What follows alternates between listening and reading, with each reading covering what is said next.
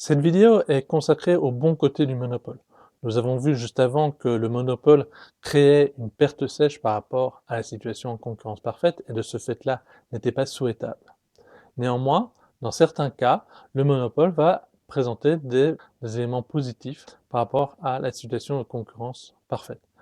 Le premier cas est le cas où les rendements d'échelle sont croissants, c'est-à-dire que ça coûte de moins en moins cher de produire quand on produit beaucoup d'unités à la fois. Dans ce cas-là, une seule firme qui produit le bien pour tout le marché va produire moins cher que des milliers de firmes qui produiraient le même produit, mais en plus petite quantité chacune.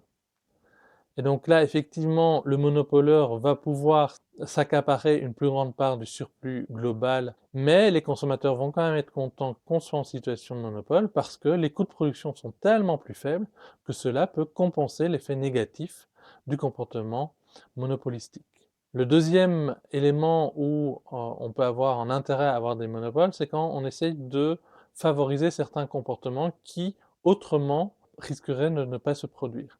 Donc là, on a vraiment l'exemple des brevets qui va permettre d'inciter les gens à créer des inventions.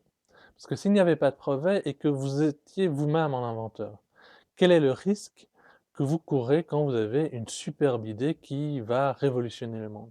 Mais le risque principal, c'est que quelqu'un vous vole votre idée et la réalise à votre place. Et donc vous n'avez pas tellement d'intérêt à faire cette invention-là, vu que vous avez une probabilité importante de ne pas en bénéficier vous-même. Et donc le brevet, ça va être une garantie pour l'inventeur de pouvoir lui-même exploiter, d'un point de vue économique, les fruits de ses inventions. En lui offrant la garantie qu'il sera monopole sur ce marché-là, ça crée une incitation à inventer de nouvelles choses. Pour le consommateur, effectivement, il va payer plus cher que si c'était en concurrence parfaite, mais peut-être que si c'était en concurrence parfaite, l'inventeur n'aurait pas inventé ce qu'il a inventé. Et donc là, de nouveau, on peut, du côté des consommateurs, en sortir gagnant également. Le troisième cas où le monopole est intéressant, c'est que le monopole peut servir d'être une alternative à la prohibition ou, au minimum, peut aider à ce que la consommation d'un bien qu'on n'estime pas vraiment souhaitable soit moins importante que si on l'avait laissé en concurrence parfaite. On peut par exemple prendre le cas des jeux du hasard. Il peut y avoir des addictions par rapport aux jeux de hasard et ainsi de suite.